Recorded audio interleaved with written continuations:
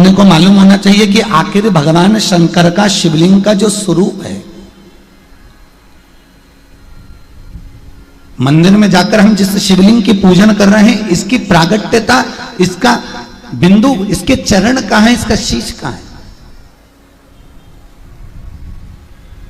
आप में से किसी को मालूम हो तो बता दो कि जिस शिवलिंग पर अपन जल चढ़ाने जा रहे हैं, जिस शिवलिंग पर अपन जल चढ़ाया है, जिस शिवलिंग को अपन ने प्रणाम करा है, जिस शिवलिंग पर अपन ने दूध दही चढ़ाया है, जिस शिवलिंग पर अपन धतूरा बेलपत्र चढ़ा रहे हैं, उस शिवलिंग का चरण कहां है? उस शिवलिंग का सिर कहां है?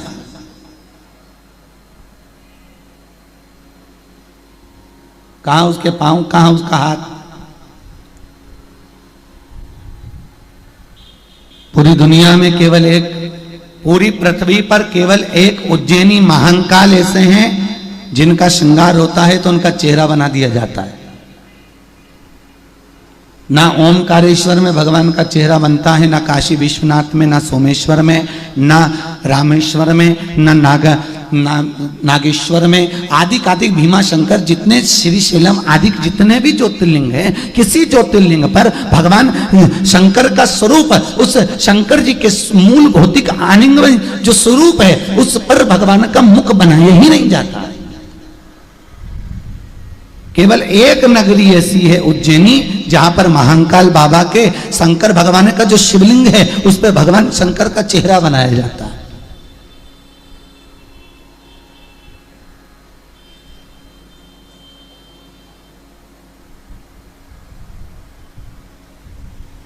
और वो भी ये कोई शिव महापुराण में नहीं लिखा कि आप भगवान शंकर के शिवलिंग पर भगवान का चेहरा बनाओ, ये शिव महापुराण में नहीं। ये तो भगत का मन की बात है, वो तो कुछ भी बना सकता है, उसका भाव। उज्जैनी में तो भगवान शंकर के शिवलिंग पे श्री जी बाबा बना देते हैं, वेंकटलाल बना देते हैं, ठाकुर जी बना देते हैं, राधा जी बना देते हैं, आधा पार्वती आधा शिव बना देते हैं। ये उनके भीतर की बात है, ये भगत की बात है। और भगत कुछ भी कर सकता है, माता पिता अपने बच्चे के लिए कुछ भी कर सकते हैं, ये उसके ऊपर है। कई लोग तो अपने छोटे से लड़के को फिराक पहना देते हैं, छोरी बना देते हैं, तो ये उनके ऊपर, अपन इसके मामले में कुछ नहीं बोल। और कई लोग ऐसे होते हैं जो छोरी को छोरा बना देते हैं, तो ये उनके ऊपर है, ठीक है।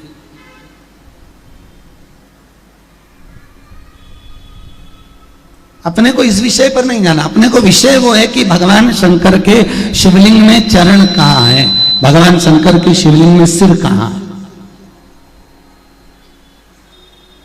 बोलो रे बोलो, ओ इंदौर वालों बोलो, जल्दी से बोलो। पूरी जिंदगी हो गई तुम्हें पानी चढ़ाते चढ़ाते, कजन कितना लोटा पानी ऊंडे ले आई है, जब गई 2-4 लोटा तो चढ़ा के आई है। अब तुम ही बता दो, भगवान शंकर के चरण उस शिवलिंग में कहाँ हैं और सिर कहाँ है?